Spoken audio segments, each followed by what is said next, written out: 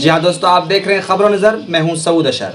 खबरों नज़र के स्पेशल एपिसोड में आज अब तक का कोरोना अपडेट क्या है वो मैं आपको दे देता हूं। दुनिया भर में 1,70,000 लोग कोरोना की चपेट में आ चुके हैं और WHO की रिपोर्ट है कि मई में इसके और भी बुरे हालात के संकेत मिल रहे हैं। वहीं भारत में पिछले 24 घंटे में आए 1336 नए केस। कुल केस की संख्या भारत में 18,985 हो चुकी है और 600 से ज़्यादा लोगों की मौत भी हो चुकी है। बिहार के 15 ज़िले कोरोना जो है के चपेट में है, तो राज्य में कोरोना मरीजों की संख्या 126 पहुंच चुकी है। देश जहां कोरोना संकट से जूझ रहा है, तो वहीं पिछले हफ्ते आई तेज तूफान और बारिश ने किसानों के फसल को काफ़ी क्षति पहुंचाई है। पूर्वी उत्तरी बिहार में आई तेज आंधी और बारिश ने जो किसानों की फसल नुकसान हुई है, उससे किसानों को दोहरा मार झेलना पड़ रहा है। इसी तरह आपको बता दें कि अमोर प्रखंड के बाराईदगा और छपरेली गांव से मोहम्मद मसरूर ने अपने गिरे हुए फसल की जो हमें तस्वीर भेजी है और जो उनकी व्यथा है, आप सुन करके हैरान हो जाएंगे कि इस तरह से किसान हैं जो 1.5 बीघे में उनकी मकई की खेती थी।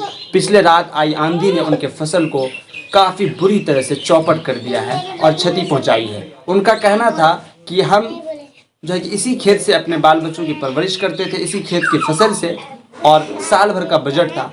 लेकिन पिछले दिनों आई तेज़ आंधी ने उनके फसल को काफ़ी जो है कि नुकसान पहुंचाया है, जिससे उनकी आमदनी को काफ़ी नुकसान हुआ है।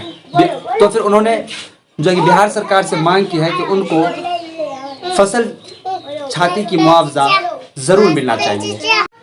जी हाँ, एक अपडेट खबर आ रही है कि महाराष्ट्र के पालघर डिस्ट्रिक्ट में 2 साधुओं और उनके ड्राइवर को जिस तरह से भीड़ तंत्र ने मौत के घाट उतार दिया, ये बहुत ही दुखद खबर है। देश जब कोरोना संकट से लड़ रहा है, तो ऐसे मौके पर किसी भी इंसान का कत्ल और जो है कि उसकी निर्मम हत्या की हम सभी लोग निंदा भी करते हैं। लेकिन सरकार से जो कि निवेदन है कि जो आरोपी हैं या जो मुजरिम हैं, उनको ज़रूर जल्द से जल्द जो है उचित कार्रवाई उन पर किया जाए, ताकि इस तरह की घटनाएं हमारे देश में कम से कम नहीं हो। भारत जैसे जो है विकसित देश में इंसानियत को डुबाने वाली घटना बिल्कुल भी नहीं होनी चाहिए। अगर कोई लोग इस पर पुलिस पर सवाल खड़े करते हैं तो जो ये भी जायज़ है, लेकिन सरकार पर भी सवाल खड़े करने चाहिए कि आखिर उनकी प्रशासन क्या कर रही थी। और सवाल उनसे भी कि जब लॉकडाउन पूरे मुल्क में है, तो ये साधु जो है कि कहाँ सफ़र कर रहे थे, क्या इनके पास परमिशन था, ये भी सोचने का विषय है।